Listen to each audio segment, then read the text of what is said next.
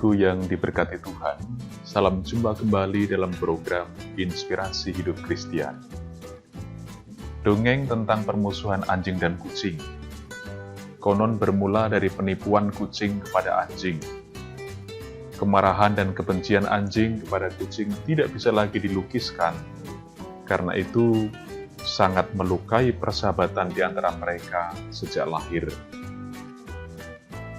Maka, kemanapun anjing pergi, hal pertama yang selalu diwaspadai adalah apakah ada jejak kucing di sana. Dan kucing pun sadar bahaya yang bisa saja mencelakakannya kapanpun. Sebagai konsekuensi dari perbuatannya di masa lalu tentunya. Maka kucing berusaha harus menghindar, mengendap-endap bila berada di suatu tempat, dan berjuang supaya tidak pernah ada jejak yang ditinggalkan dengan mengubur kotorannya rapat-rapat. Menurut cerita kakek nenek kita, permusuhan itu tidak pernah terselesaikan sampai mati, kecuali jika ada makhluk hidup yang punya hati sebagai penengah dan mengembalikan rasa persahabatan yang terlupakan di antara anjing dan kucing. Tahukah Anda yang dimaksud dengan makhluk hidup yang punya hati itu? Dia adalah Anda dan saya, atau kita manusia. Saudara-saudariku, bisa kita bayangkan apa jadinya kalau yang kehilangan hati baik itu adalah kita, manusia itu sendiri.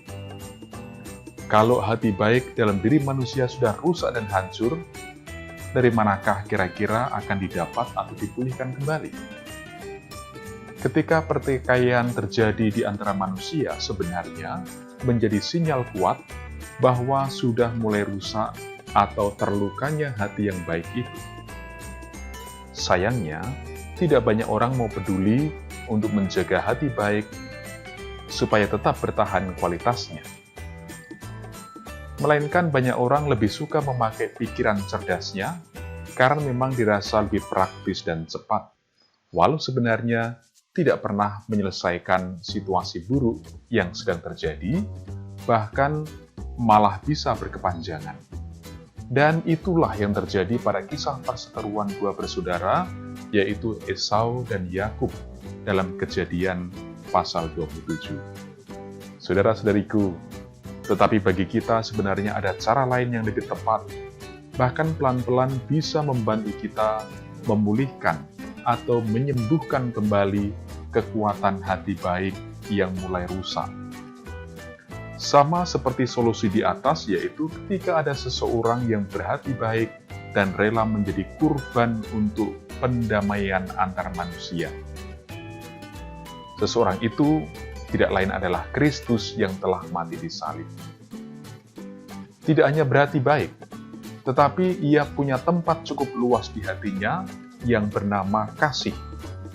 Disitulah setiap orang bisa memulihkan kebaikan hatinya dengan merenungkan salib Kristus, bukan hanya inspirasi yang didapat, tetapi kekuatan untuk menghidupkan kembali hati yang sudah tawar demi persahabatan atau relasi yang baik dengan sesama. Caranya mulai dari pembenahan cara berpikir, lalu kebiasaan-kebiasaan, dan penerimaan atas situasi buruk dengan ikhlas tanpa mempersalahkan siapapun. Rasul Paulus dalam 1 Korintus pasal 12 ayat 31 sampai pasal 13 ayat 1-3 menyebut kasih itu paling mulia dan berharga dari apapun, entah itu kepandaian, kehebatan, kekayaan, umur panjang, dan bahkan iman sempurna sampai rela dibakar sekalipun. Kasih itu akar kehidupan dan keselamatan. Dan kasih itu tidak lain adalah Allah sendiri.